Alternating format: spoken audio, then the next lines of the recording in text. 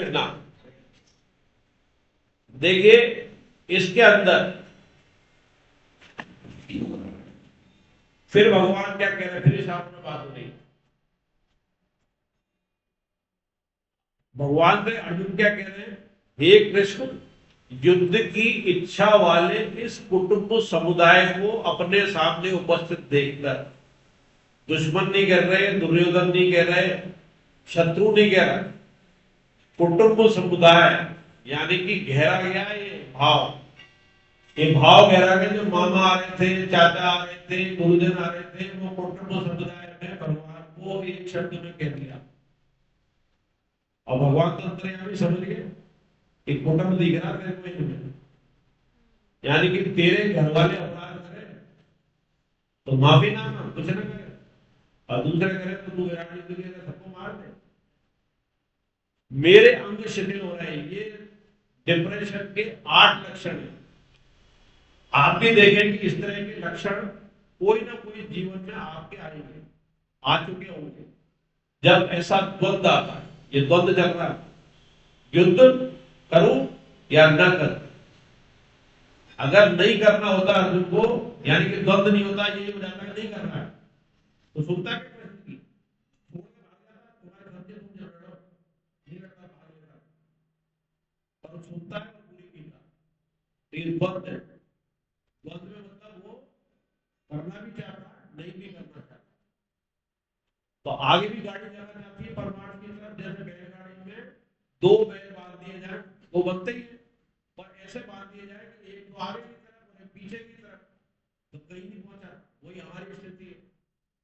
हमारा एक बैल तो संसार में चल रहा है और दूसरा बैल परमात्मा की प्राप्ति भी चाहते हैं।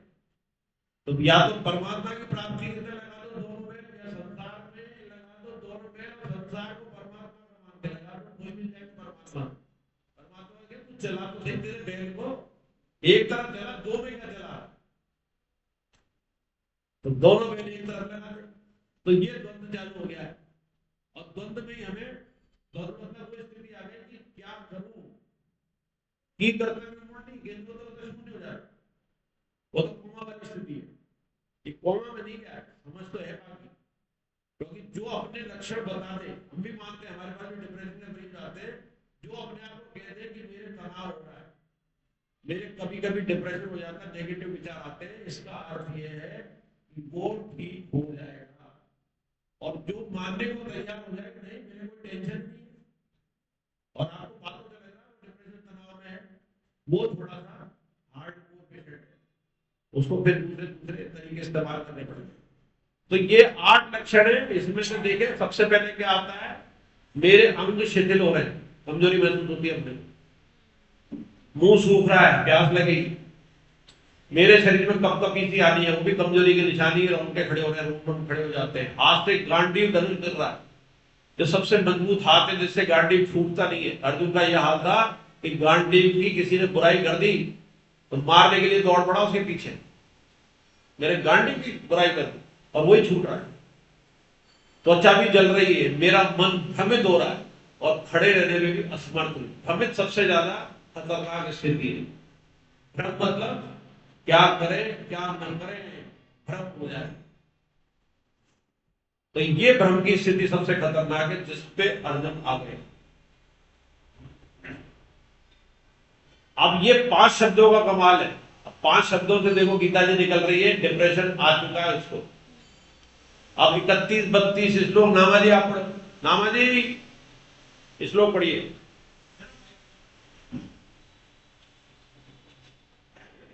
आज का प्रसाद नामाजी की तरफ से और हर बार का प्रसाद घोषित हो जाता है, तो आगे के 2-3 के आप नाम लिखा दें या बता दें, क्लास जब खत्म हो। और फलों को लाना, जो पहली क्लास में घोषणा होगी फलों का, अपने 40-50 साधक आते हैं, उससे ज्यादा आ जाए, 70-80 ज्यादा हो गए तो 2 नहीं, एक हो जाए, बांट दें, तो फल ही लाया करें, क्योंकि जो दूसरा हलवाई का होता है शुद्ध हो सकता है, फल शुद्ध हो गए, घर जाके सब बांट के खा सकते हैं। आप पढ़िए, खड़े हो जाइए, खड़े होंगे दोनों 31-32। हे केशव, हरे कृष्ण, हरे कृष्णा। हे केशव, मैं लक्षणों को भी विपरीत देख रहा हूँ और युद्ध में सज्जनों को मारकर श्रेय भी नहीं देख रहा हूँ। हे कृष्ण, मैं न तो विजय चाहता हूँ और न राज्य चाहता हूँ और न सुखों की ही चाहता हूँ। हे गोविंद, हम लोगों को राज्य से क्या लाभ, भोगों से क्या लाभ अथवा जीने से भी क्या लाभ। हरे हरे कृष्ण। अब देखिए अर्जुन बहुत बड़ी बड़ी बातें करेगा अपने पक्ष के लिए। मोहित का द्वंद में आ गया तो मोहित को ये नहीं पता रहता कि मुझे क्या करना चाहिए, मुझे क्या नहीं करना चाहिए। कर्तव्य अकर्तव्य का जो शब्द में लिखा है कोई अपन सरल शब्दों में उसकी व्याख्या कर चुके हैं, तो मोहित हो गया। अब मोहित में जो वो कर रहा है मानता है उसी को सही मानता है और भगवान से भी मनवाने की कोशिश करेगा कि देखो मैं सही हूं, हाँ करते भगवान, और इस अध्याय में बोलेंगे। तो यही सही तरीका है कि डिप्रेशन का मरीज हो, तनाव का हो, पहले उसकी सुननी थी, आपने उसे छोड़ दिया। तो ये इसी तरह है कि जैसे बूढ़ा पका नहीं है, कच्चा छोड़ दिया, न तो एंटीबायोटिक देंगे इसको ठीक किया, चीरा लगा नहीं सकते। तो भगवान तो चीरा मास्टर, तो पहले पका रहे बूढ़े बोल, तो कुल धर्म बोल भयंकर सारी व्याख्या बोल, और जब पक जाएगा तब बोलेंगे दूसरे अध्याय में 8वां 9वां श्लोक, फिर लगाएंगे चीरा। और ऐसा चला चीरा लगाएंगे कि 18वें अध्याय तक बढ़िया सी स्टिचिंग कर देंगे, ड्रेसिंग कर देंगे, और जो खड़ा हो जाएगा घाव भी हील हो जाएगा बिना मोबाइल के। वो 18वां अध्याय में पहुंचा देंगे 45 मिनट। और बड़े बड़ी शंका होती है हमारी, जो इस क्लास में साथ में बैठा हुआ एक ने सवाल उठाया कि 45 मिनट में कैसे हो गई। हमारे धीरज खन्ना जी आचार्य ने बहुत शांत स्वभाव में कह दिया, ये नहीं समझोगे, भगवान तो कुछ भी कर सकते, 45 सेकंड में कर सकते, 45 मिनट तो क्या है। प्रहलाद को युग छुपाया था, प्रहलाद जी को शब्द छुपाया, वेद ज्ञान हो गया, सारे मंत्र स्तुति करने लगे, वो मंत्र बोलने लग गए ना। तो आप ये कह रहे हो विद्या पढ़ी नहीं, वेद पढ़े नहीं, शास्त्र पढ़े नहीं, मंत्र कैसे बोल दिए। भगवान कुछ भी कर सकते हैं जब शब्द छुपा दे। तो 45 मिनट में वो 45 जन्म 84 लाख जन्म को छूटने का ज्ञान दे सकते हैं भगवान। तो इसलिए शक नहीं करना, भगवान पे शक नहीं करना। भगवान मानने की चीज है, 3 जीव के अंदर होती है प्रकृति, मानने की, जानने की और करने की। करने का सेवा, आपके पास जो है वो आपका नहीं है। सब जने वही 3-3.5 किलो के नंग धड़ंग आए थे, वैरायटी वैरायटी के कपड़े जो मिले, जो शक्ल सूरत मिली है, जो कुछ खान पीन मिला है, इसी संसार से मिला है, आपके अकेले का योगदान नहीं है। आप जो गीता जी पढ़ रहे हैं, मैं पढ़ा रहा हूँ, ये केवल एक व्यवस्था के तहत है। इसके पीछे हमारे 11,000 की टीम गीता परिचय अभियान की, उसके पीछे तायल साहब जिसको मैंने भी नहीं देखा, उनकी 15 साल की मेहनत की, ये व्यवस्था से पढ़ाओ। उसके पीछे फिर स्वामी रामचंद्रदास जी, और उसके पीछे बैठे हुए गीता भवन का उनका ज्ञान 50 साल का, पर उसके पीछे उनके गुरु, और वो गुरु कहां तक पहुंच रहे हैं, श्री कृष्ण तक। आज जो हम बात कर रहे हैं वो श्री कृष्ण तक जाती है। जैसे एक थाने के सिपाही को झापट मार दो तो वो डीजी तक जाती है, मुख्यमंत्री तक जाती है। तो आज अगर हम गीता पढ़ रहे हैं तो वो कृष्ण की कृपा से पढ़ रहे हैं। जो कुछ यहाँ आप सुन रहे हैं और यहाँ बोला जा रहा है वो कृष्ण की कृपा से। हो सकता है कुछ इस किताब में हो ना हो, अपने आप ही निकलता है। मैं घर पे जाके कहता भी हूँ कि बात जाने कहां से आ गई। तो ये सब कपड़ा का प्रभाव है कि बोला 700 1000 को बोला, 100 जुड़े, और इतने जने आए और भी और आएंगे। कई ऐसे जने होते हैं जिनके 100% लगता है ये तो आएगा ही आएगा, और एक पूछते पूछते ही आ जाता है। तो ये अब क्या कह रहे हैं कि मुझे श्रेय का मिलाप नहीं मिलेगा, ये बहुत इंपॉर्टेंट है। श्रेय मुझे क्या लाभ मिलेगा, न मैं विजय चाहता हूं, न राज्य चाहता हूं, न सुखों को चाहता हूं। गोविंद हम लोगों को राज्य से क्या लाभ, भोगों से क्या लाभ, वे जीने से भी क्या लाभ। कितनी ऊंची ऊंची बातें कर रहा है। और वही अगर सामने ये नहीं होते, गुरुजन तो सबको मारता, राज्य भोगता। तो क्या इसके अंदर बुराई और अच्छाई दोनों छुपी हुई है। कर्तव्य च्युत, यानी कि कर्तव्य से च्युत हुए अर्जुन। वो बुराई आ रही है, किस रूप में आ रही है, क्षत्रिय का कर्तव्य भी भूल रहे हैं। किस रूप में आ रही है कि साहब हत्या का पाप लगेगा, वर्ण संकर हो जाएगा। ये तो ऊपर ऊपर दिखाने की, और अंदर से कर्तव्य च्युत हो रहा है। इसलिए भगवान का नाम अच्युत भी आता है। अच्युत से बात हो रही है, वो कर्तव्य से च्युत नहीं होते। कैसी परिस्थिति आ जाए,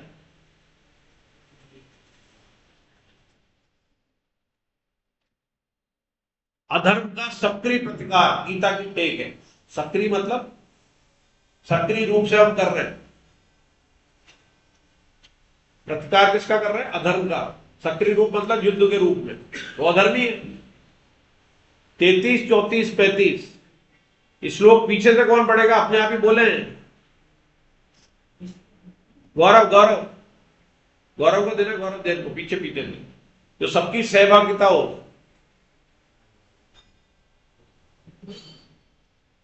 जिनके लिए हमारी राज्य भोग और सुख की इच्छा है, वो ही ये सब अपने प्राणों की और धन की आशा का त्याग करके युद्ध में खड़े हैं। आचार्य, पिता, पुत्र और पितामह, मामा, ससुर, पौत्र, साले तथा अन्य जितने भी संबंधी हैं, मुझ पर प्रहार करने पर भी मैं इनको मारना नहीं चाहता। और ये हे मधुसूदन, मुझे पितृ का राज्य मिलता हो तो भी मैं इनको मारना नहीं चाहता। फिर पृथ्वी के लिए तो मैं इनको मारूंगी क्यों? धन्यवाद धन्यवाद। हरे कृष्णा। हरे कृष्णा। देखिए फिर इस श्लोक के अंदर वही बात कर रहे हैं। जब वो डिप्रेशन में मरीज होता है, तनाव में होता है, वो उसी बात को दोहराता है और कुतर्क ले लेंगे, कुतर्क बदलते रहेंगे उसके, लेकिन बात वही रहेगी, तो मुझे युद्ध नहीं करना। अब तो कुतर्क कहां तक आ गए कि स्वर्ग तक की, स्वर्ग तक नहीं चाहता। 5 करोड़ किसने मांगे थे? मांग रहे थे कृष्ण युद्ध चाहते थे? कृष्ण युद्ध नहीं चाहते थे, बार बार प्रस्ताव लेके गए संधि का, अर्जुन ही चाहता था। और अब उसके कर्तव्यच्युत की बुराई आई है। कर्तव्य क्या है? अर्जुन कौन है? क्षत्रिय। और क्षत्रिय का धर्म क्या है? युद्ध करना। वर्णाश्रम अपने सनातन धर्म की एक नींव है, जिसका बहुत विरोध किया जाता है, उसका उपहास बनाया जाता है। और वर्णाश्रम का अर्थ कहीं भी ये नहीं लिखा कि एक दूसरे पर अन्याय कर रहे हैं, अत्याचार कर रहे हैं, या एक दूसरे पर शासन कर रहे हैं। भागवत में मैंने तो अंडरलाइन कर रखा है, भागवत की क्लास में लिखा है कि भगवान को शूद्र धर्म सबसे ज्यादा पसंद है। और मैंने लिखा दिया, कईयों को दिखा दिया, और जो उनको बहुत दिखाया, जो अपने शूद्र धर्म वाले में नेतागिरी कर रहे हैं। मैंने कहा तुम देखो ये कर रहे हो, उनको पढ़ो और बताओ तो चुप होकर चले जाते हैं। तो उनके चेलों को भी बताता हूं मैं। वो क्यों? क्योंकि सब धर्म की विशेषता है। पैदाइश में हम कोई धर्मी नहीं थे, मनुष्य संतान थे, लेकिन अपने अपने वर्ण के आश्रम से धंधा, किसी को दुकान चलानी थी, किसी को रक्षा करनी थी समाज की, किसी को सेवा करनी थी, किसी को मंत्र पढ़ने थे, पूजा करनी थी, तो वो अलग अलग उसका नाम हो गया। और उसके घर जो पैदा हुआ वो उसी संस्कार में चला गया। तो बेसिकली उसमें ये लिखा है कि शूद्र धर्म के पैर हैं, सनातन धर्म के पैर, हमारे पैर हैं, शक्ति है हमारी, जिससे क्षत्रिय भी चल रहे हैं, वैश्य भी चल रहे हैं, और ब्राह्मण भी चल रहे हैं। सेवा करना, केवल शूद्र धर्म ही है जो सेवा करता है, चाहता कुछ नहीं है। भगवान ने कहा ये 3 जो धर्म है, वर्ण धर्म, इससे मुझे शूद्र वाला धर्म ज्यादा पसंद है। महाभारत इसमें भागवत में लिखा है, क्योंकि ये चाहता कुछ नहीं है। जिस तरह गोपियां पसंद है, प्रेम तो सब करते भगवान से, पर सबकी चाहत है। 4 तरह के आगे दिग्गज भगत आएंगे, आर्थ भक्त, जिज्ञासु भक्त, आर्थी भक्त और ज्ञानी भक्त। ज्ञानी मतलब गोपी जो चाहते कुछ नहीं है, बस प्रेमी को कष्ट न हो, उससे मेरा प्रेम कैसे बढ़े, मेरे कारण मेरे प्रेमी को फायदा हो, प्रेम हो, उसको नुकसान न हो, उसको कष्ट न हो, ये है गोपी। लेकिन भगवान शूद्र को इतना प्यार इसलिए करते हैं कि वो चाहता कुछ नहीं। बोले वैश्य कुछ ना कुछ चाहता है, क्षत्रिय भी कुछ ना कुछ चाहता है, ब्राह्मण भी कुछ ना कुछ चाहता है, मोक्ष चाहता है, ये राज्य चाहता है, ये लक्ष्मी चाहता है, वैश्य ये कुछ नहीं चाहता है, तीनों की सेवा चाहता है। और एक बात और कही कि हम जितने भी रजोगुणी अभी बैठे हुए, चाहे इस हॉल में बैठे, वो सब शूद्र है, क्योंकि न तो ये पूजा पाठ कर रहे ब्राह्मण है, और न वैश्य की तरह ईमानदारी से बिजनेस कर रहे तो उसमें भी बेईमानी है, और न रक्षा की कर रहे। रक्षा तो ये है कि अगर जरूरी नहीं है आप बॉर्डर पे जाके लड़ाई करो, अगर संकट सनातन पे यहां भी आया हुआ कोटा में आपके मोहल्ले में, तो वो क्या आगे आते हैं? वो क्षत्रिय या ब्राह्मण उनके लिए अनुष्ठान करते हैं बिना शुल्क के, या भगवान से प्रार्थना करते हैं कि सबका विकास हो, शूद्रों का भी हो सबसे पहले। तो सब शूद्र है, और शूद्र जो है वो ऊपर से लेके नीचे आज्ञा का पालन करे। नौकरी कर रहा है शूद्र है, चाहे वो प्राइवेट में गवर्नमेंट सेक्टर में, आप ऊपर से लेके नीचे घर में भी आपके शासन चलता है। नाम के लिए पति का चलता है, और वास्तव में सब जानते हैं किसका चलता है। और फिर उनसे ज्यादा फिर जिनका चल रहा है ना वो भी ना माने उनका चल रहा है, फिर उनके आ जाता है लाडला है, फिर उसका चलता है। उसके आगे दादा भी नाचे, पिता भी नाचे, पोता भी नाचे, मतलब सब नाचते, अड़ोसी पड़ोसी भी नाचे। तो शासन भी दो कारण से चल सकता है, वो भी मोह आ जाता है, मोह से शासन चलता है। तो अब इतना ऊंची ऊंची बातें करते हुए अभी भी वो ससुर पौत्र त्रिलोकी का राज्य कर रहा है। और इसकी अपन चर्चा पहले कर चुके हैं कि दुर्योधन सभी सैनिकों और संसाधनों को स्वसुख के लिए मांगता है, उसके सुख पहुंचाने के लिए, उसके लिए मर रहे हैं, कर रहे हैं। और जबकि अर्जुन का भाव ऐसा नहीं है। ये स्मार्थ शब्द से अर्जुन की उदारता, मोह ममता से भावित झलक रही है, लेकिन गीता का वैराग्य छद्म में नहीं है। मतलब वो भी चाहता है कि युद्ध ना हो, ये मेरे लिए मर जाएंगे, पर उसका भाव है कि मेरे लिए मर जाए, मुझे राज्य मिल जाए। ये कह रहा है कि मेरे लिए ये मर जाएंगे, ऐसे राज्य को मैं नहीं चाहता, बिल्कुल उल्टा है। तो वो दोनों में भी है, पर उसका राज्य का मोह है, और वो उसके अंदर अपने आप को बहुत ऊंचा बलशाली और घमंड में समझ रहा है दुर्योधन, कि देखो मेरे लिए मरने को तैयार है। और वो डर रहा है कि इनका पाप मुझे लगेगा। दुर्योधन के मन में पाप नहीं आ रहा है, मेरे अधर्म युद्ध के कारण ये मरेंगे, उसमें वो गर्वित हो रहा है। इसमें उनके मन में क्षोभ आ रहा है, मोह आ रहा है अर्जुन के, कि इस पाप का मैं भागी बनूंगा, ऐसे राज्य की मुझे क्या चाह। इसलिए दुर्योधन से फिर बात आती है, धृतराष्ट्र से महाभारत होती है, और अर्जुन से गीता प्रकट होगी। यानी कि मोह भी अगर अच्छी चीज के लिए किया जाए और उसके बाद शरणागति भगवान की हो जाए, और मोह का निवारण भगवान से किया जाए, तो गीता जी आपके प्रकट हो जाएगी। मोह का निवारण उनसे ही मत करवा लेना जिनसे मोह कर रहे हो। हरे कृष्णा। अब 36-37 श्लोक कौन पढ़ेंगे? आप पढ़े, इधर इधर पढ़ना चाहते हैं कोई? हाँ, इसके आप पढ़ लेंगे पहले आप। हाँ, अरे वाह, पिछली बार कहां थे आप? हैं? अरे तो मेडिकल लीव मिलती ना, बताते, सूचना देते, एब्सेंट लग जाती है मेडिकल लीव की। अब सूचना दे रहे हैं तो हमें भी दुख हो रहा है कि हम गलत समझ क्यों बैठे। राजेश जी स्वागत है, आज लेट हो गए, कोई बात नहीं। आप ऐसा करो, कुर्सी लेके आगे आ जाओ, एक कुर्सी उठा लो, आगे आ जाओ। अरे खाली है, आइए आइए।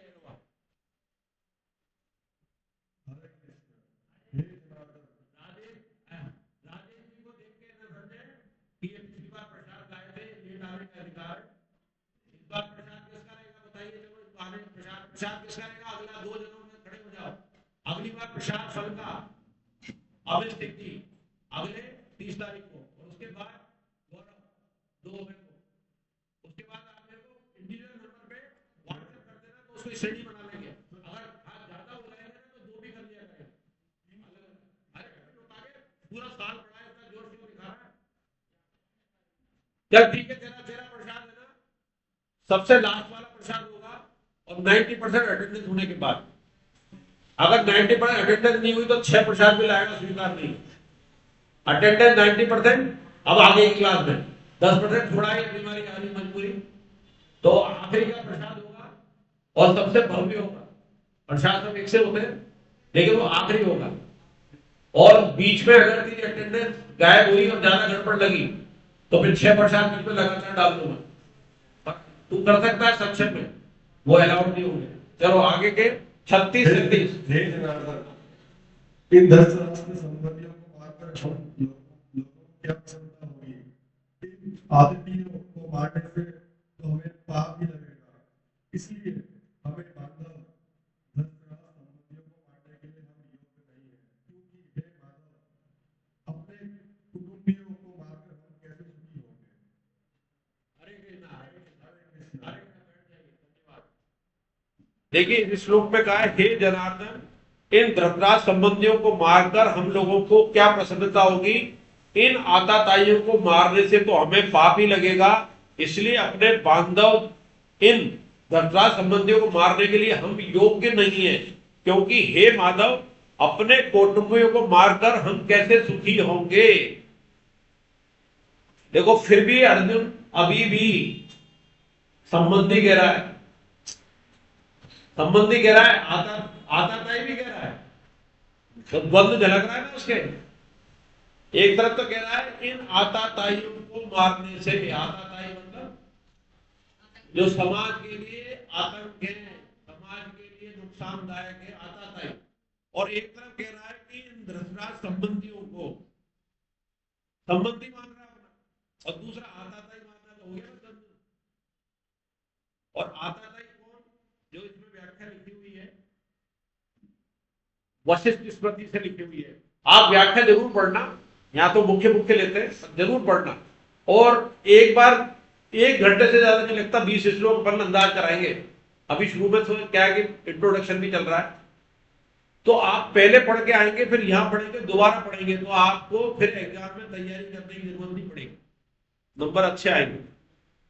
तो 4 तरह के निषिद्ध कार्य करने वाले आताताई है। कौन कौन से? धन पहला, जमीन और स्त्री, तीन का हरण कर ले, जहर देने वाला हो, हाथ में शस्त्र लेके मारने को उद्यत हुआ हो, आग लगाने वाला हो, ये 6 जो कार्य करता है वो आताताई है वशिष्ठ स्मृति से। तो आताताई शब्द इस्तेमाल आया है, और आताताई ये 6 काम दुर्योधन कर चुका है, 6 विष भी दिया भीष्म को, लाक्षागृह में आग भी लगाई, हरण किया, द्रौपदी का हरण ही था, धन जमीन बैठे हुआ है, पूरा शासन।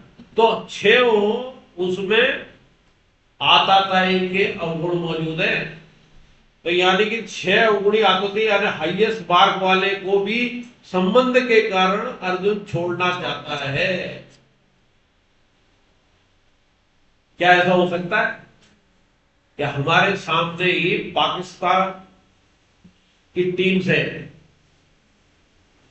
कोई हिंदू, हम तो हिंदू को ही अपने समझ बैठेंगे, उनकी टीम में वैसे तो होता नहीं, 11 बार खेला फिर हटा देते, और हिंदू बॉलिंग करे और हम आउट हो जाए, क्योंकि ये तो अपना हिंदू भाई है। ऐसा है क्या? नहीं होगा ना। आताताइयों के साथ खेल रहा है, उसका धर्म है बॉलिंग करना, हमें आउट करना, हमारा है बैटिंग करना, ज्यादा से ज्यादा चौके छक्के मारना। लेकिन यहाँ यही अधर्म जो है वो कर रहा है। उसका धर्म क्या है कि अधर्मियों का नाश करना, और आताताई इतना विकट आताताई है, उसको भी संबंधियों के कारण छोड़ रहा है। और इसके लिए अर्जुन जो है ना, पूरे गीता में इसमें बहुत आवाज लगाई है भगवान को, अलग अलग नाम से।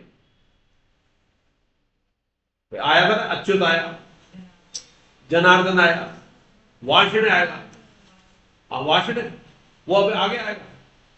वाषिण तब कहेंगे कि ये कुटुंब की बात आएगी, हाँ वो उसकी वंश की आएगी, तो ऋषि वंश के थे इसलिए वाषिण थे, तो वंश नष्ट हो जाएगा, स्त्रियां दूषित हो जाएंगी। तो ये मोहदंड की क्या स्थिति आ गई है कि इतने बड़े आताताई को एक रिश्तेदार जो कि आपको मारना चाहता है, आप उसे छोड़ना चाह रहे हैं उस मोह के कारण। और ये भगवान ने उस मोह में डाल रखा है, और भगवान ही निकालेंगे, लेकिन पक्का निकालेंगे, दोबारा नहीं चला जाए। हम तब तो कच्चे यहाँ तो रहेंगे, घर जाके फिर वही। अब 38वां 39वां श्लोक कौन पढ़ना चाहेगा? हाँ आपका था, आप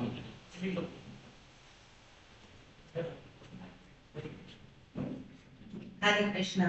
यद्यपि लोभ के कारण जिनका विवेक विचार लुप्त हो गया है, ऐसे ये दुर्योधन आदि उल्लास से होने वाले दोष को मित्रों के साथ द्वेष करने से होने वाले पाप को नहीं देखते, तो भी हे जनार्दन, उल्लास से होने वाले दोष को ठीक ठीक जानने वाले हम लोग इस पाप से निवृत्त होने का विचार क्यों न करें।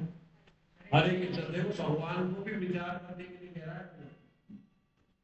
भगवान तो क्या कह रहा है, क्यों ना हम विचार करें, निवृत्त होकर विचार क्यों ना करें। यानी कि एक तरह से छुपी हुई आज्ञा दे रहा है। मतलब ये भी भूल गया कि वो भगवान है, विचार क्यों ना करें। और किसका? लोभ के कारण जिनका विवेक विचार लुप्त हो गया है। इतना ज्ञान है अर्जुन को कि उनका लोभ है, दुर्योधन का लोभ है, उनके विवेक विचार लुप्त हो गए। इसलिए उन्हें तो ध्यान नहीं है कि हमारी हत्या हो जाएगी, युद्ध होगा तो वर्ण संकर हो जाएगा, कुल घाटी हो जाएगी, स्त्रियां दूषित हो जाएगी, तो आगे आगे अपने कहेगा, तो उसके दोष दिखाई दे रहे हैं। इतना वो हो गया उसे। और ये विवेक विचार उनका लुप्त हो गया, दुर्योधन का। और अर्जुन अपने आप को श्रेष्ठ मान रहा है, उसका विवेक विचार लुप्त नहीं हुआ है। और भगवान से कह रहा है कि क्यों न विचार करें प्रभु। और भगवान बड़े कौतुकी, जवाब नहीं दे रहे, जवाब नहीं दे रहे। ये और टेंशन हो रही है अर्जुन को। अगर आप किसी से अपनी बात कहते जाओ, रो लो, दुखी हो लो, डिप्रेशन में चले जाओ, मैं ये नहीं करूंगा, वो नहीं करूंगा, अपने सारे कर दो, और वो न बोले, तो कैसी स्थिति होती है? वो अर्जुन की हो रही है।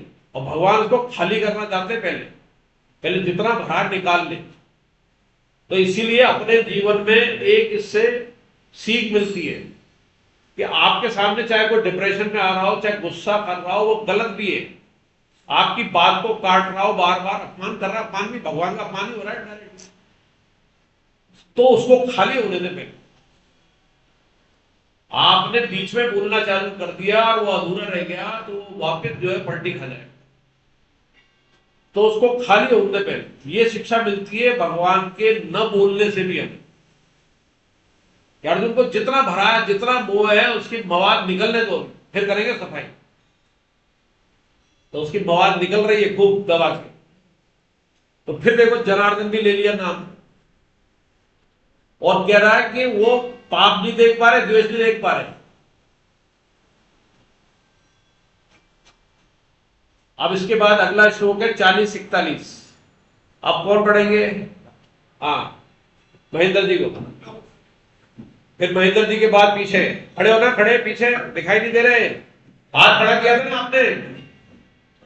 हाँ हाँ, ये हमारे सीवी गार्ड। उनका क्षय होने पर सदा से बचते रहे कुल धर्म नष्ट हो जाते हैं, और धर्म का नाश होने पर बचे हुए संपूर्ण कुल को अधर्म दबा लेता है। हे कृष्ण, अधर्म के अधिक बढ़ जाने से कुल की स्त्रियां दूषित हो जाती हैं, और हे वार्ष्णे, स्त्रियों के दूषित होने पर वर्ण संकट पैदा हो जाते हैं। हरे कृष्णा। देखिए ये जो इसमें बात आ रही है, ये उस युग से इस युग को मिलाने का अर्थ भी है इसमें। हम अब वर्ण संकर जो सोच रहे हैं, अभी वर्ण संकर का पीक आने वाला है, शुरुआत तो हो चुकी है। क्योंकि पहले जो शादियां होती थी, आज से 50-60 साल पहले, उन पे ये लागू होता था। पहले तो 50 साल पहले शादी होती थी, वो खानदानों की शादी होती थी। फिर 10-20 साल तक खानदान की, जो अभी याद है, उससे पहले तो खानदानी की मानेंगे हम। उसके बाद परिवार की शादी होने लगी।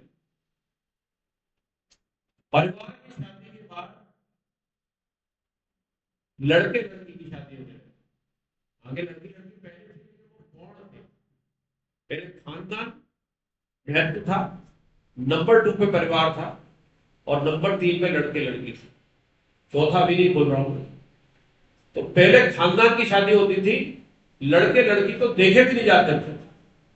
और इसलिए पहले के देखें कि 1 फुट के अंतर पे भी अमिताभ बच्चन और जय भारती की शादी, हालांकि वो खानदान से नहीं हुई थी, लेकिन 1 फुट से ऊपर का अंतर है ना, असफल नहीं है ना। फिल्मों की सारी जोड़ियों में सबसे सफल, सबसे पुरानी प्रेमी जोड़ी प्रसिद्ध है, और अलग अलग संस्कृति है। बंगाल और यूपी। तो वो खानदानी शादी जब होती थी, खानदान था, उधर का भी खानदान था, इधर का भी खानदान था, और वास्तविक प्रेम से था, शारीरिक प्रेम से आकर्षण नहीं था। तो खानदान की शादी के बाद परिवार की शादियां होती थी, ये तेरा परिवार और मेरा परिवार। तब भी लड़के लड़की गौण थे, बिना देखे भी हो जाती।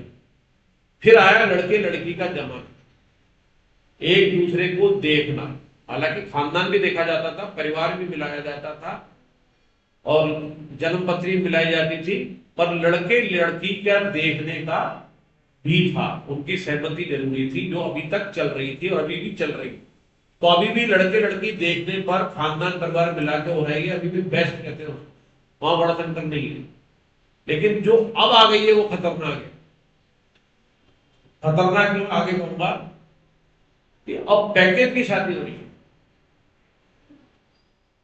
खानदान गौण, परिवार गौण, लड़के लड़की का मिलना, उसके विचार मिलने, वो गौण है। एक जगह काम कर रहे हैं, 40 लाख का 50 लाख का पैकेज है, तेरा पैकेज मेरा पैकेज, वो शादी होगी। 50-50 लाख के पैकेज वाले की हो जाएगी, 20-30 लाख वाले की हो जाएगी, 10 लाख वाले की हो जाएगी। वो शादी क्यों टूटती है? क्योंकि शादी पैकेज की हुई है। पैकेज के कारण एक का भी पैकेज डबल दूसरे देश में जाने पे हो गया और वो दूसरा तैयार ना हुआ ना हुई तो नींव पड़ गई टूटने की। और फिर दूसरा पैकेज वाला दोनों को उस जगह पर मिल गया तो जल्दी तलाक और जल्दी पुनर्विवाह, ये हो रहा है। ये है वर्णतंत्र जो हम अमेरिका की स्थिति पे पहुंच रहे हैं। अमेरिका हमें चाहते हैं और हम अमेरिका को चाहते हैं। वो हमारी संस्कृति चाहते हैं, हमारा परिवारवाद चाहते हैं, और हम उनका पैसा और उनकी फिजिकल भौतिक सुविधाएं, ऐश्वर्य देख रहे हैं, वो हमारी शांति देख रहे हैं। आज जो अमेरिका के वर्तमान राष्ट्रपति सबको निकालने के मूड में हैं, चैलेंज कर दे मोदी जी कि जितने कायदे से वहां पर इंजीनियर डॉक्टर जो अमेरिका में रह रहे हैं और उन पे कानून लगा दे, साम दाम दंडभेद, या तो प्रेम से आ जाए, उतना नहीं तो आधा पैकेज दे देंगे और गारंटी के साथ मृत्यु परत दे देंगे, तो योग्यता है तुम में, और सबको बुला ले, तो अमेरिका चरणों में आ जाएगा भारत के। क्योंकि भारत का ब्रेन तो अच्छा है, परिवारवाद के कारण वो एक जुड़े हुए हैं, समाज को समझते हैं, वो समाज छिन्न भिन्न हो गया है। तो हम तरक्की चाहे बेशक अमेरिका जैसी हो गई है, हम ज्यादा पीछे नहीं रहे। उसका एक प्रत्यक्ष प्रमाण है कि आज से 25 साल पहले कोई लड़का विदेशी मिल जाए और लड़की शादी के लिए तैयार हो जाए, यहाँ की हो जाए, तो बड़ा गर्व महसूस होता था कि हमारा जवाई अमेरिका में है, हमारी लड़की वहां है। आज मेरे जानकारी में, आपके जानकारी में भी ऐसे होंगे जो शादी वहां नहीं कर पाए, जैसे कर लेनी चाहिए थी वहां के हिसाब से। वो कायदे से शादी चाहते हैं, पर कायदे से कोई लड़की उसी समकक्ष परिवार की भेजने को तैयार नहीं है। और नीचे वाले लोग करना नहीं चाहते हैं, बहुत नीचे स्तर की, उनके प्रत्यक्ष बराबर स्तर की लड़की पढ़ी लिखी वो करना चाहते हैं, उन्हें भेजना नहीं चाहते, लड़की भी नहीं जाना चाहते। क्या रखा है वहां? माँ बाप भी कहते हैं वहां क्या दें जो वहां यहाँ नहीं है। और इनडायरेक्टली अपरोक्ष रूप से अगर आपने आज उन्हें भेज दिया, राजी राजी गैर राजी भी, तो तीसरी पीढ़ी अपनी नहीं रहेगी। भले आगे नाम सुनीता हो, पर पीछे विलियम्स ही होगा, है ना। इसको महसूस हम कर रहे हैं, यानी कि संस्कृति से हमें प्यार है, सनातन धर्म से हमें प्यार है, जब भी तो हम गीता जी पढ़ रहे हैं और आनंद मिल रहा है। तो स्त्रियां दूषित हो जाएंगी, स्त्रियां दूषित हो जाएंगी, मतलब स्त्रियों के दूषित होने में इसमें कोई दूषित भाव नहीं है। लेकिन आप देखें जो ढोल गवार शूद्र पशु नारी है, उसमें भी भाव नहीं है। लेकिन एक स्त्री जो शादीशुदा है, अपने परिवार का हित भी कर रही है, बच्चे भी पाल रही है, समाज में नौकरी भी कर रही है, समाज के कार्य भी कर रही है, और एक स्त्री जिसका परिवार नहीं है, आप दोनों में अंतर देखिए। भले ही वो स्त्री बहुत सात्विक है, समाज के कार्य कर रही है, लेकिन वो अधूरी नहीं है। एक जगह पढ़ा था, कहां पढ़ा था नहीं कह सकता, स्त्री मां बनने के बाद ही पूर्ण है। और मां बनने के लिए शादी की जरूरत है, और मां बनने के बाद वो पति की भी मां होती है, पूरे घर की मां होती है। जो भोजन आपको करा रही है वो आपकी मां है, चाहे वो बेटी हो, चाहे बहू हो, चाहे पत्नी हो, और मां हो, वो मां के समान है। तो पति पत्नी में, लड़की में जो स्त्रीत्व गुण है, पर उसको एक पुरुषत्व की जरूरत है। ऐसा नहीं अकेले मुकाबला नहीं कर सकती, पर उसको भगवान ने मानसिक रूप से बहुत मजबूत बनाया है। उसमें संतोष है, दृढ़ता है, सहन करने की क्षमता है, लेकिन शारीरिक रूप से कमजोर है। तो संसार के भेड़ियों से बचाने के लिए उसे बचपन में बाप की जरूरत है, जवानी में पति रूप की जरूरत है, और बुढ़ापे में पुत्रवत एक लड़के की जरूरत है। जिनके पुत्र नहीं है कोई दिक्कत नहीं है, आजकल लड़कियां भी होती है, वो बात अलग है, लेकिन उस एक अक्षमता के कारण। और दूसरा, वो जननी है, वो आया उद्देश्य उसका है कि एक संतति बढ़ाना। और संतति बढ़ाने का अर्थ ये नहीं है कि गिनती बढ़ाना। 2 बच्चे तो हमारे हिंदुओं के होने चाहिए, क्योंकि 2 हमें तो हम 2 जैसे गुण वाले देके जाए, 3 हो जाए और सक्षम है पालने में, तो कोई बुराई नहीं है। लेकिन हम एक और एक को भी गोद लेके करना। अभी आज ही अखबार में पढ़ रहे थे, एक स्थिति चाहती है कि वो बच्चा पैदा नहीं करेगी, 5,000 रुपए रोज चाहिए बन रही, अखबार में खबर थी। गोद ले लेंगे, फिर काय के लिए स्त्री बनी? अगले जन्म में भगवान वैसे ही बना देगा, न इधर का रखेगा न उधर का रखेगा, वैसे ही बना देगा। और फिर जिनके बच्चे पैदा होंगे उनके ढोल बजा के नाचे नचवाएगा। तो दूषित होने का अर्थ यह है कि अब आध्यात्मिक अर्थ लेते हैं, जो किताब में भी लिखा हुआ है कि हम भगवान के हैं, और भगवान से विमुख हो गए, संसार के हो गए, किसी और के हो गए, वो है असली धर्म, आध्यात्मिक वर्णशंकर। उसी आध्यात्मिक वर्णशंकर को मिटाने के लिए हम यहाँ बैठे। जैसे उस दिन यहाँ पर क्लास हुई थी, संतोष जी ने भी थे वहां पर, और मुझे आप भी थे।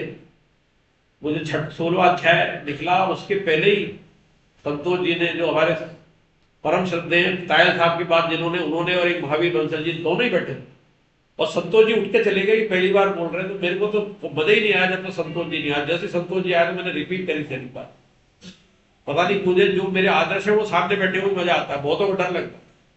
तो उस दिन कुछ बात निकल गई, जो आज कह रहा हूं कि आपका नाम, जो भी आपका नाम है, वो शरीर का नाम है, और आपके उसके पीछे जो लगा है वो वंश का नाम है। उससे आपका कुल पता पड़ रहा है, क्षत्रिय हो, बनिए हो, आपको लग रहा है ये, क्योंकि संदर्भ में बात आ रही है इसलिए जोड़ रहा हूं।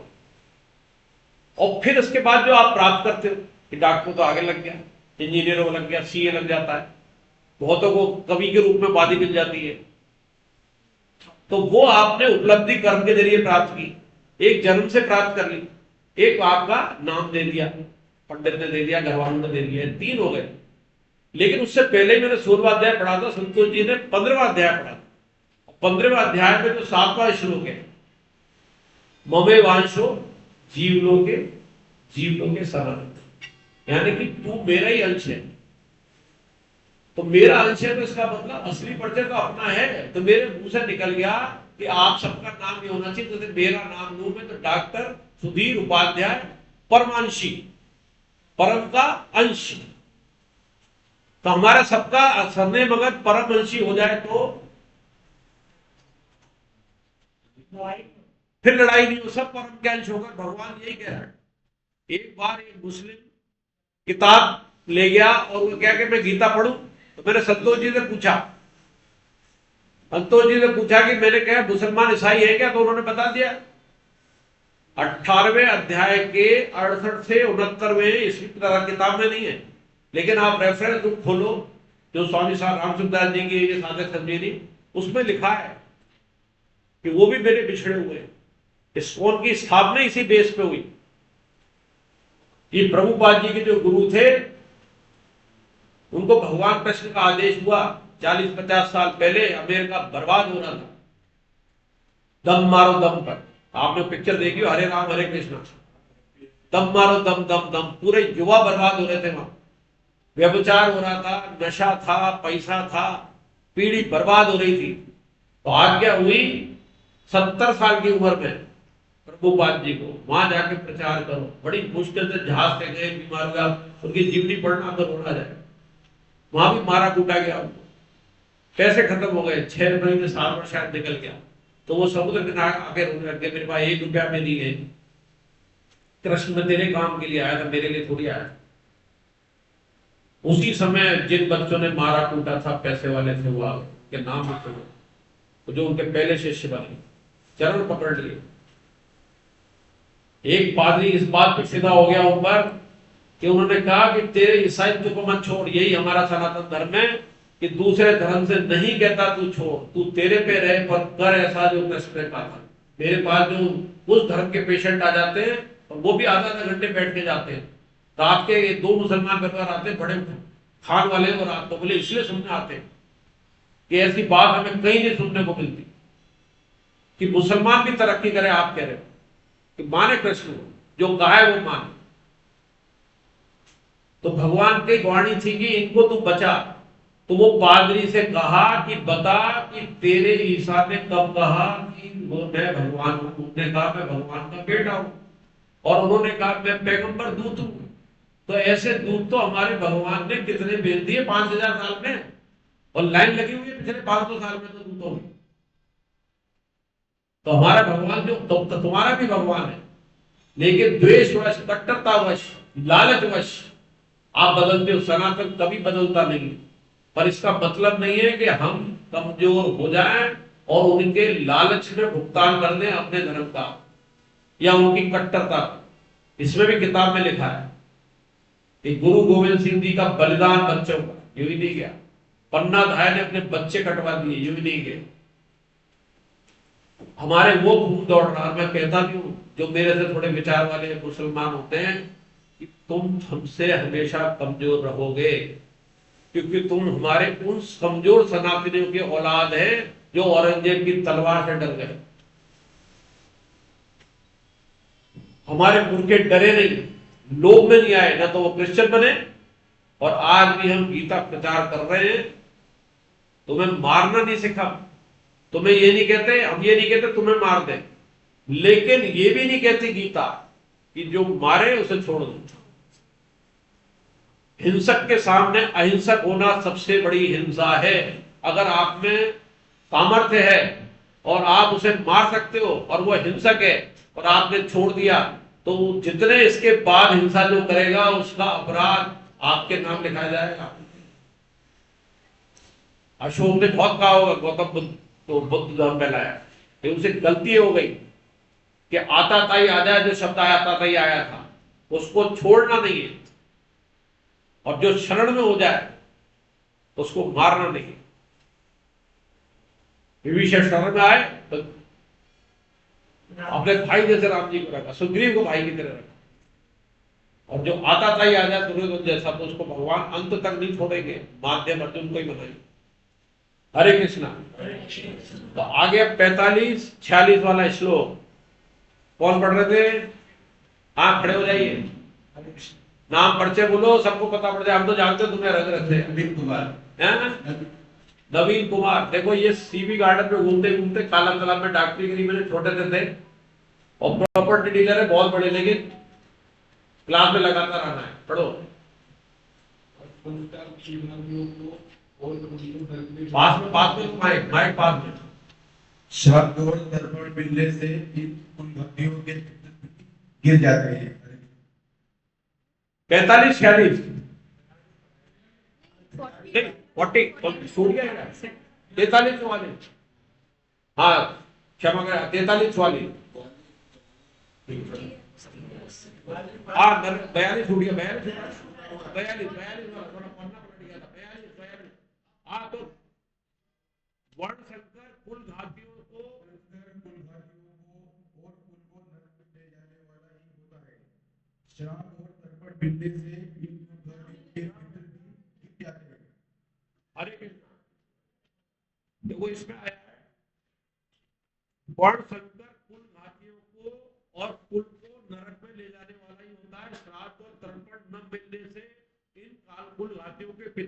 अपने स्थान से गिर जाते हैं।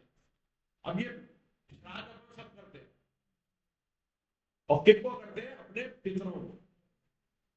और तर्पण, दो शब्द आए यहाँ पर। तर्पण का अर्थ होता है जो आप जल देते हैं, और श्राद्ध जो उनको पूजा पाठ करके भोजन कराते हैं, दक्षिणा देते हैं, तो ये श्राद्ध पूरा होता है। जल जो दफन देते हैं वो तर्पण होता है। पितर कौन होते हैं? जब आप पढ़ेंगे तो कई लोग हैं, नरक लोक, स्वर्ग लोक, जिसकी चर्चा तो बार बार होती है, धरती लोक। तो 7 लोग तो नीचे है धरती के, आएगा इसी में, और 7 ऊपर है, जिसमें ब्रह्मा जी का लोक तक शामिल है। वैकुंठवास नहीं, वैकुंठवास तो मुक्ति है। तो पितर लोक भी है। पितर लोक को ऊपर की श्रेणी में माना जाता है अपने से। तो अपने से कहते हैं कि पितर नाराज हो गए, पितर पूजा कराओ। ये आप लोगों के समझ में नहीं आती, पर गीता जी सर्वम ज्ञान का विकास करती है। सर्व, आप जब इसको पूरे पढ़ लेंगे तो आप जिन शब्दों में उलझे रहते हैं या जिसको अंधविश्वास समझते हैं, वो साइंटिफिक तरीके से सिद्ध हो जाएगा। तो पितर, पितर स्वीकार नहीं करते। पितर कौन होते हैं? 2 तरह के पितर होते हैं, किताबें में लिखा है। आजान पितर जो परमानेंट होते हैं, वो पितर लोग के होते हैं। जैसे देवता स्वर्ग में 2 तरह के होते हैं। एक तो परमानेंट है, वो वही रहेंगे, इंद्र है वही रहेगा, अग्नि देवता वही रहेंगे, ये परमानेंट है। पर इनकी भी अवधि वो भगवान द्वारा निर्धारित होती है। और एक हम है, हम भी स्वर्ग जाते हैं पुण्य कर्म, लेकिन ये इसी तरह है जैसे 5 स्टार होटल का मालिक भगवान है, स्वप्नों के मालिक भी भगवान है, लेकिन वहां के जो कर्मचारी है, चाहे वो मैनेजर हो, चाहे वो वेटर हो, वो भी बहुत है। 5 स्टार होटल के खाना खाते हैं, वो भी वही करते हैं बहुत से कर्मचारी। और 5 स्टार जो आ रहे यात्री उनको देखते भी है, वो कहते भी है कि यहाँ तो यार अमिताभ बच्चन आया था, यहाँ पर वो आया था, यहाँ पर सबके दर्शन करते हैं। तो वो समझ लो देवताओं के ऊपर नीचे की श्रेणी, मालिक जो है वो भगवान, जो होटल का 5 स्टार का मालिक है। और आप वो पुण्य देव आत्मा हो, मनुष्य वाली, जिन्होंने संसार में रहते हुए बहुत पुण्य करते हुए बहुत पैसा कमाया पुण्य वाला, और उसको खर्च करके 5 स्टार होटल में आ गए। आपने 10 दिन रहे, दूसरे होटल में रहे, ये रहे, अलग-अलग घूमते रहे, लेकिन क्या 10 दिन के पैसे जमा कराने के बाद 11वें दिन आपकी जेब में पैसा नहीं रहता है, तो क्या वहां के नौकर मैनेजर की तरह आप रह सकते हो? के मार के निकाल दिए जाओगे जबरदस्ती करोगे। तो वैसे हमारे लिए स्वर्ग लोग है, तो स्वर्ग लोग के कर्मचारी तो बन जाओ, वो भगवान के हाथ में देवता बना। और तो या इससे ऊंची श्रेणी है, वैकुंठ धाम बन जाओ, तो जो मालिक है उसके घर के काम का संभालो ना वैकुंठ धाम। तो 5 स्टार होटल के मालिक के नौकर चाकर हो गए। तो ये बात समझा रहे हैं, पितर जो होते हैं जो अपनी कुटुंब में बहुत आसक्ति रखते हैं, अच्छे कर्म करे होते हैं, पर इतने नहीं करे होते कि वो वैकुंठ धाम पहुंच जाए या उनकी मुक्ति हो जाए। वो स्वर्ग तक वाले भी हो सकते हैं, तो वो शेष कर करके पितर लोक में चले जाते हैं। उनको मार्ग तो पितर था, और जो परमानेंट होते हैं वो आजाद पितर किताब में लिखा है। तो मार्ग तो पितर अपने कुटुंब में इतनी आसक्ति रखते हैं कि वो कुटुंब की उन्नति चाहते हैं। उन्नति कैसे? कि मेरा ये पोता है, उन्नति करे, मेरा ये करे, वो करे। और उन्नति दोनों ही चाहते हैं उसकी, आध्यात्मिक पारमार्थिक वाली और संसार वाली। संसार में करना भी डॉक्टर बन गया, सीए बन गया, व्यापारी बन गया, लेकिन भगवान का नाम जपे, दान पुण्य करे, अगर वो नहीं करता है तो उन्हें बहुत दुख होता है। और दूसरे वहां पर जो आजाद पिता जो अन्य है वो उनको परेशान करते हैं, यार खाएगा पितर बना हुआ है, ये देख के कैसे छोड़ के आया, जैसे वो कर रहा है। तो वो अनचाहे में, अनचाहे मतलब चाहते नहीं है, आपको दुख इसलिए देते हैं। जाओ पंडितों के पास जाओ, आप पता करोगे दुख मिल रहा है, तो कहते हैं भैया पितर नाराज। तो ये तो अपने पुराने पुरखे फिर भी नाराज, वो नाराज इसलिए है कि आप वो काम नहीं कर रहे जो वो चाहते, जो करते थे। आप उनके पैसे का भोग तो कर रहे हो, लेकिन तुमने जो पुण्य कमाए जिससे वो पितर बने, वो काम नहीं कर रहे। तो वो चाहते लोग पंडित कहना है, जो दान दे, तू ये कर, वो कर, तो आपको लगता है वो सुखी हो गए। तो आप सुखी नहीं होते, तो आपके पितर तो आप सतत दान करते रहते हो तो आपके पितृ खुश रहते हैं। तो इसमें ये पितृ ऋण आता है, पुत्र ऋण आता है, देव ऋण आता है, ऋषि ऋण आता है, गीता जी में आएंगे बहुत ऋण आएंगे। और एक पुत्र ऋण होता है। पुत्र का मतलब होता है कि जो इसमें लिखा है, आगे पढ़ लेना, कि जो भूत नाम का एक नरक होता है उससे बचा। ऐसा नहीं कि लड़की हो, लड़की भी काम कर सकती हो। तो क्या है उनका कि एक तो आपकी संतति बढ़ाता है, खुद अपने बच्चे पैदा किए आपके आपके नीचे पौधा करेगा और भक्ति बढ़ाएगा। दूसरा आपकी सेवा करेगा, आपकी आज्ञा का पालन करेगा, जब आपने अच्छे काम कराओगे जवानी में तो करेगा और बुढ़ापे में सेवा करेगा। और उसके बाद तीसरा काम जो आपके जाने के बाद करेगा, वो क्या करेगा? वो यही पितृवाद, आपका श्राद्ध करेगा, आपके नाम से दान देगा। तो उसका आपका भी भला हो रहा है, उसका भी भला हो रहा है, क्योंकि वो दान करना सीख रहा है। तो इसलिए वो कष्ट देते हैं। पितृ कभी कष्ट नहीं देते अगर आप सात्विक कर्म कर रहे हो और आप पितरों से बढ़िया काम कर रहे हो तो पितृ नाचते।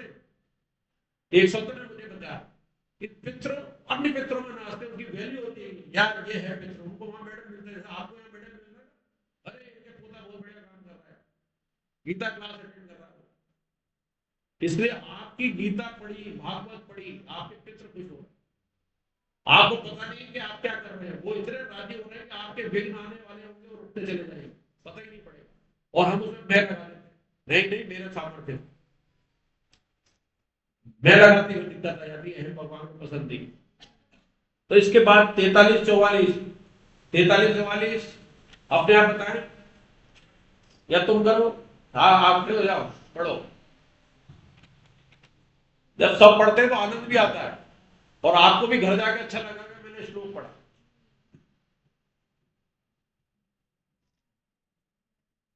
इन वर्ष पैदा करने वाले दोषों से कुल घाटियों के सदा से चलते आए कुल धर्म और जाति धर्म नष्ट हो जाते हैं।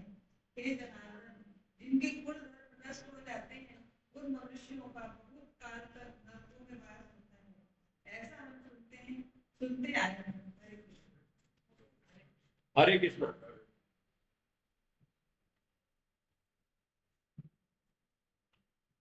कुल धर्म और जाति धर्म की अपन इसमें चर्चा कर चुके हैं। ये पन्ना गया सूर्यवंश हिंदी का भी उदाहरण है इसके अंदर, उसकी कामना अपन बात कर चुके हैं। लेकिन एक लाइन आई है इसमें कि वास्तव में कुल धर्म और जाति धर्म नष्ट होने में युद्ध कारण नहीं, अपितु स्वयं की कामना, स्वेच्छाचारिता यानी स्वच्छंदता और प्रमाद ही मुख्य है। ये प्रमाद शब्द गीता में बहुत आएगा, आगे इसकी बहुत व्याख्या होगी। तो स्वामी जी के सत्संग जरूर सुनना।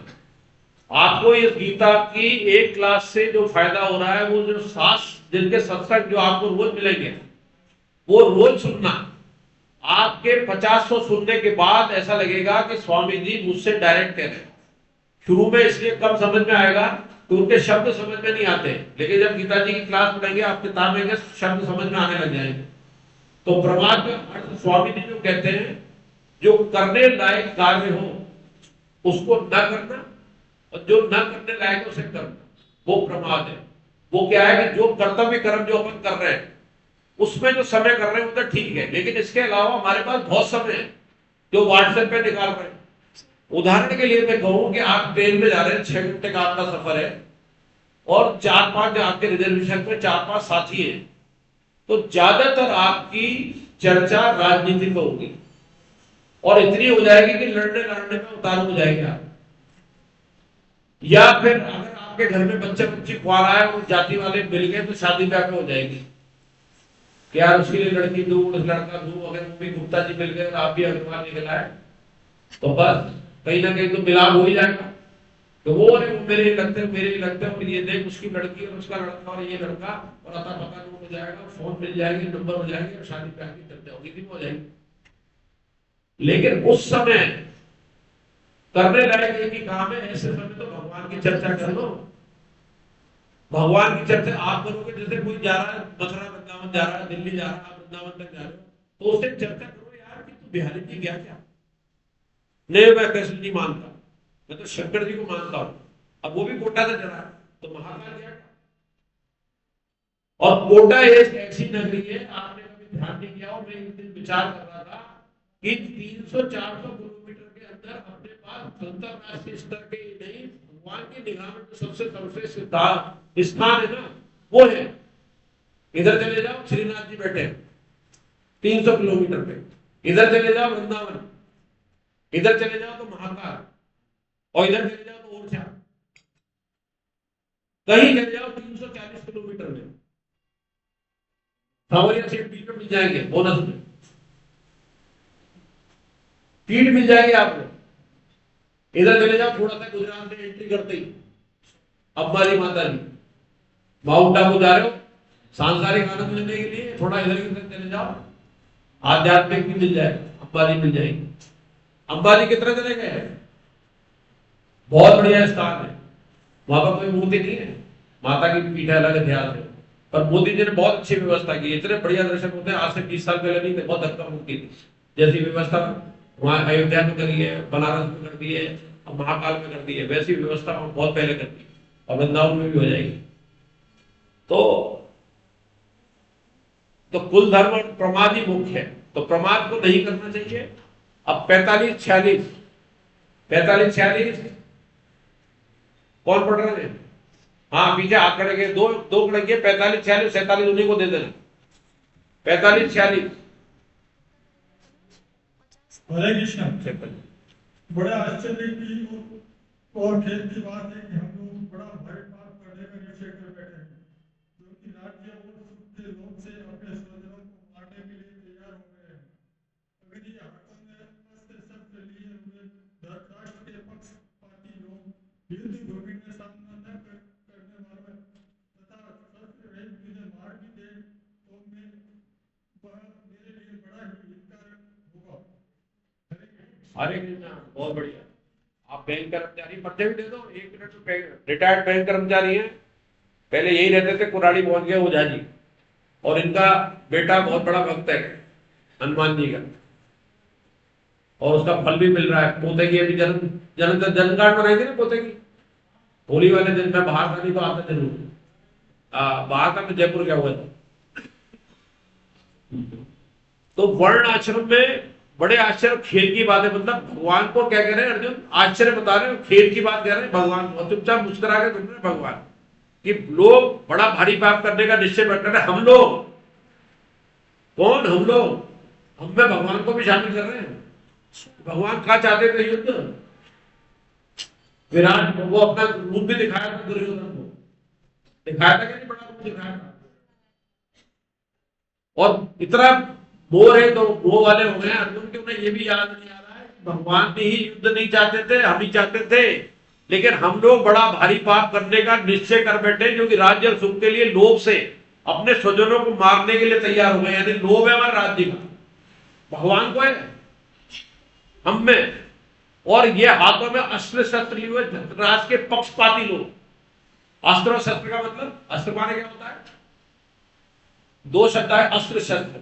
अस्त्र माने जो हाथ में रखा जाए, और शस्त्र माने जो फेंका जाए।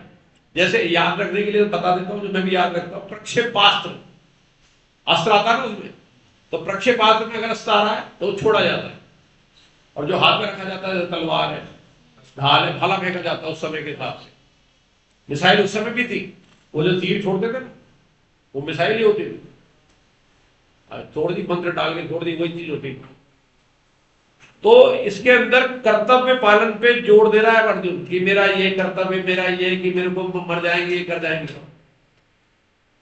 और जो वर्णाश्रम से उसका नियत कर्म है, क्या कर्म है कि क्षत्रिय होने के कारण अधर्म के खिलाफ लड़ना है उसे, उसकी तो ढाल में बैठा है, उसको पाप बता रहा है। और भगवान कह रहे तेरा उद्देश्य है कि इनको मारना, अधर्म से, आताताइयों से, जो आताताई शब्द है, मुक्ति दिलाना। इसलिए किसी भी कार्य करने जाएं, ये बहुत ध्यान देने योग्य बात है, आगे भी किताब में आएगी। स्वामी जी भी कहते हैं 4 चीजों की जरूरत होती है, लिख लेना जो, पदार्थ, क्रिया, भाव और उद्देश्य। इन चारों में इंपॉर्टेंट क्या है, इसमें आइए ये बात नहीं, पुरानी सालों को नंबर 0। ये सवाल आता, भाव नहीं है। अब आप नहीं बोलोगे, नंबर 0 हो गई, उसमें सवाल आया हुआ है आपके, अभी आएगा, असाइनमेंट में आ सकता है सवाल। पदार्थ, क्रिया, पहले पदार्थ आएगा, पदार्थ में क्रिया करोगे आप, क्रिया फिर भाव और फिर उद्देश्य। उद्देश्य, अगर उद्देश्य सही है तो किसी को मारने में भी पाप नहीं है। अर्जुन तो भाव में जा रहा है, उद्देश्य तो अधर्मी को मारने का था, भाव में आ गया, भाव क्या आ गया कि मेरे कुली है, वर्ण संकर का हो जाएगा, ये भावी तो चल रहे हैं उसके, पदार्थ है उसके पास, लड़ाई का मैदान है, क्रिया है, लड़ने को तैयार है, भाव में आ गया। उद्देश्य सही क्या है कि अधर्मी को मारना, पहले उसका उद्देश्य था, जब तक युद्ध में आया भाव में आ गया, भगवान की प्रेरणा से सामने धर्मराष्ट्र को ला दिया। तो उद्देश्य, ये मेरे पहले भाव आता था, लेकिन बार बार पढ़ के क्लास में आके और समझे समझ के, संतोष जी बहुत ध्यान देते हैं, संतोष जी 2-3 शब्द उनके पकड़ लो आप, हालांकि इस विषय में नहीं है लेकिन आगे काम आएगा। आपके 2 फल सुख आते हैं, तो उसका भोग करते ना, तो सुख का भोग करते मजा आ गया, तो दुख का भी भोग करते। संतोष जी स्वामी जी की वाणी का आधार लेके कहते हैं कि दुख का भी भोग नहीं करना है और सुख का भी भोग नहीं करना है, ये भी दोनों जाने वाले हैं। सुख के पीछे दुख है और दुख के पीछे सुख है, और दोनों ही दुखी करने वाले हैं। अंत में वो छदम मृग मारीचिका है जो सुख दिखाई दे रहा है, उसका परिणाम दुखी होना है। तो ये इसका प्रभाव देखना है कि दुख कहां से आ रहा है, भोग नहीं करना है, प्रभाव देखना, प्रभाव, दुख का प्रभाव कहां से, सुख का प्रभाव कहां से। प्रभाव है तो उसका आपको ओरिजिन भी पता पड़ जाएगा, एंड भी पता पड़ जाएगा। अब जब ओरिजिन भी पता पड़ गया, एंड भी पता पड़ गया, तो फिर दिख जाएगा, फिर दोबारा कहां जाएगा, ये दुख में जाएगा। दोनों में आनंद की स्थिति, पहले अपनी प्रार्थना में क्या है, क्या है, सुख दुख नहीं जग में, सिर्फ है परिस्थितियां है सभी प्रसाद प्रभु की, लो लगे। अब उल्टा सवाल करता हूं कि आपके जीवन में सबके सुख आए और दुख आए, जो अनुकूल है वो सुख और जो प्रतिकूल है वो दुख। परिस्थिति अच्छी कौन सी हुई जिससे हमारी तरक्की हुई, दुख से। दुख क्या क्या चीज सिखा के जाता है, पहला भक्ति बढ़ाता है, अहम का नाश करता है, कर्म बढ़िया करवाता है, बुद्धि सात्विक होती है, एक निश्चयात्मक होती है। एक निश्चयात्मक के जो आगे आएगी कर्म में, एक निश्चयात्मक कैसे हो जाती है कि हमें तो अभी अनुकूल वचन आए दुख से। एक निश्चयात्मक बुद्धि जो भगवान की प्राप्ति के लिए होती है एंड में।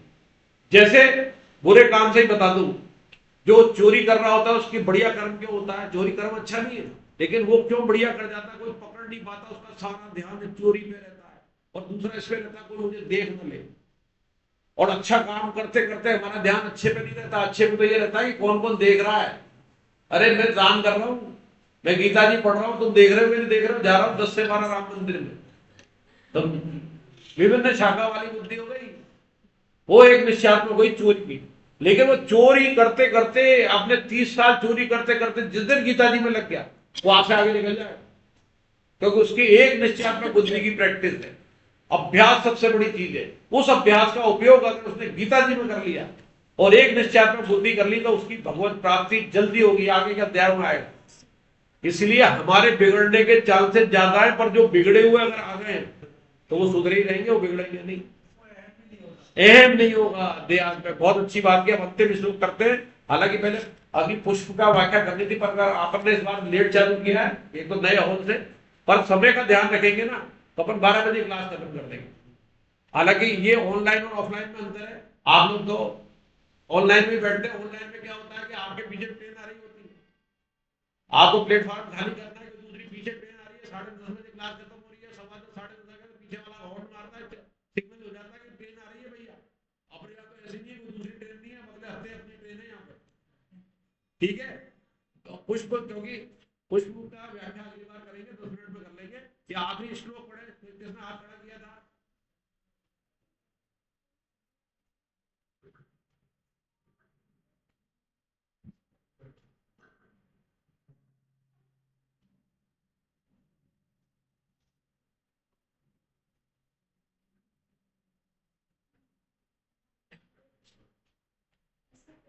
पास में लो माइक, माइक पास में, साथ साथ पढ़े। ऐसा कहकर ऐसा कहकर शोभाकुल वाले अर्जुन वहां से धनुष का त्याग करके युद्ध लक्ष्मण माथे पे बाद में बैठ गए। हरे कृष्ण। हरे कृष्ण। ये अवसाद की अंतिम अवस्था है कि अब भैया मैं कुछ नहीं कर सकता, तुम जानो तुम्हारा काम जानो। और अवसाद हमेशा दूसरे के सामने ही आता है, उसे मालूम है ये बचा लेगा। अकेले वाला अवसाद दूसरा होता है, उसमें वो शराब पी रहा होता है, नाकारा होता है, कर्म नहीं कर रहा होता है, वो वाला अलग है।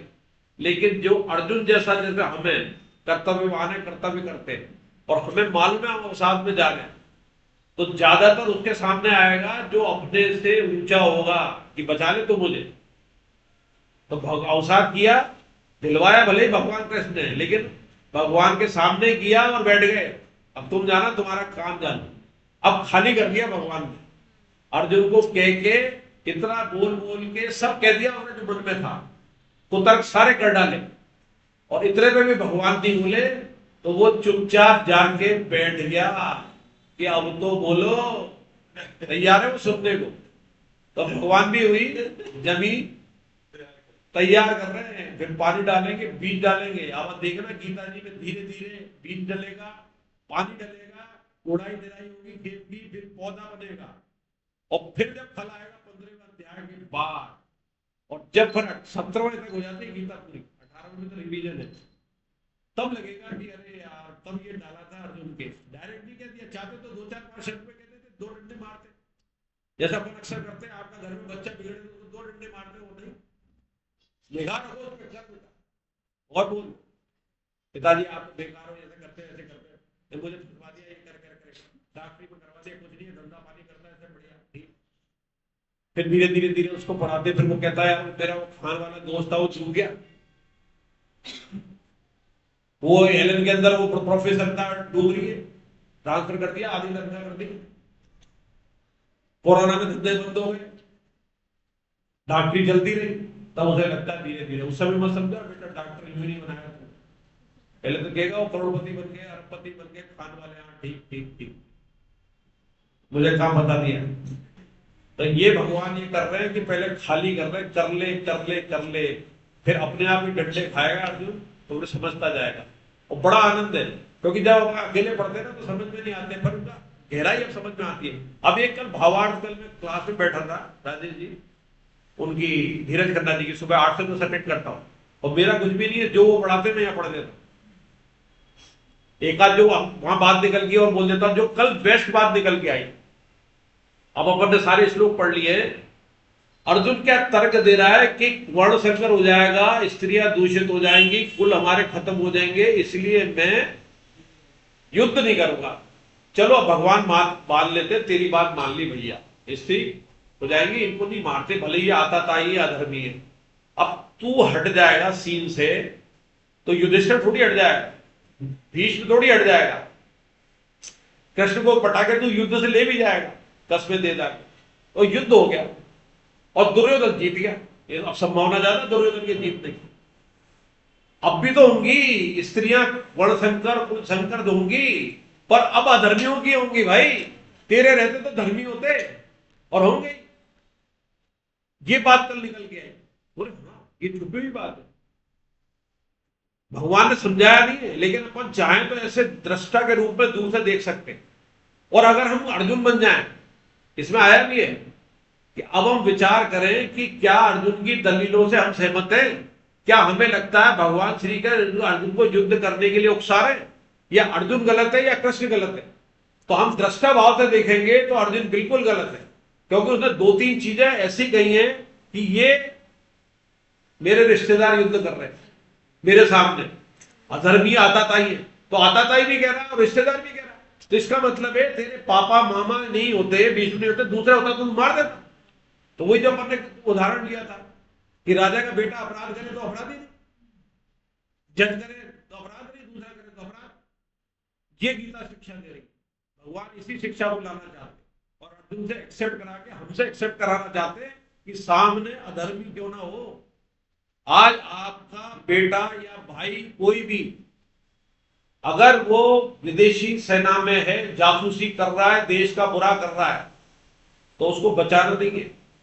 पाकिस्तान की तरफ से लड़ने भी आ जाता है। बांग्लादेश में जो हम पे अत्याचार हो रहे हैं, उस अत्याचार में उनकी पुलिस में शामिल है, तो वह आदरणीय है हमारे लिए। उसे हमें छोड़ना नहीं है। हमारे अंदर क्षमता है, तो ये इनके प्रकरण उसको या तो खत्म करना है या सुधारना है। सुधारने की कोशिश भगवान ने बहुत की, अब तो खत्म करने ही उपाय रह गया है। पहले दिन से थोड़ी मारना चाहते हैं भगवान, दुर्योधन को पूरे मौके दिए। तो ये इससे इनडायरेक्टली शिक्षा मिलती है कि हमें अर्जुन के रूप में मोह में फंस के पहले तो सुधारना है, चाहे वो अपना घर का कोई भी हो, और नहीं होता तो फिर उंगली का पहले इलाज करना है। नहीं मानती पक गया तो उंगली काट देनी है, नहीं तो पूरा हाथ कटेगा या पूरे शरीर को ले जाएगी वो उंगली। ये शिक्षा मिलती है। अगली बार 15 मिनट में पुष्प का व्याख्या ले लेंगे, क्योंकि इसमें बड़ा आनंद है। भले है तो ये 2 श्लोक कि भगवान ने व्याख्या क्यों की है, तो ये पढ़ लेंगे तो आगे मजा आएगा। और फिर आगे का जो दूसरा अध्याय बहुत इंपॉर्टेंट है। लेकिन अब अपन ज्यादा चर्चा पहले के दुश्मनी करेंगे। पहला अध्याय तो अपना उसमें निकला, दूसरे अध्याय में रिवीजन में निकला, आज भी रिवीजन निकला, फिर रिवीजन का घटते जाएंगे और इसे बढ़ाते जाएंगे। कोई शंका समाधान हो तो पूछ लीजिए या ग्रुप पर डाल दीजिए। ग्रुप का मतलब ये नहीं है कि आपके पास जो व्हाट्सएप में आ रहा है ना, भगवान का हो, हनुमान जी है तो हनुमान जी का, मंगलवार का तो शंकर का, वो डालने के लिए ग्रुप नहीं है। गीता जी से संबंधित आपकी कोई भी क्वेरी हो, जैसे आज भी मैंने संतोष जी को एक क्वेरी लिखकर डाली क्लास से पहले, मैंने कहा ये सवाल आ सकता है, लेकिन उनका उत्तर नहीं आया, बहुत व्यस्त रहते हैं। तो मेरे खट वो साधक समझी नहीं खोली और उत्तर मिल गया। जो पितर थे, मर्त्य पितर और आजार पितर, साधक संजीवनी में लिखा हुआ है। इसमें इतना तो लिखा है मर्त्य पितर जो होते हैं वो स्वीकार करते हैं, आजार पितर नहीं होते। तो आजार पितर के लिए स्थायी कार्य। और दूसरा एक बात और सुने, सबके जीवन में काम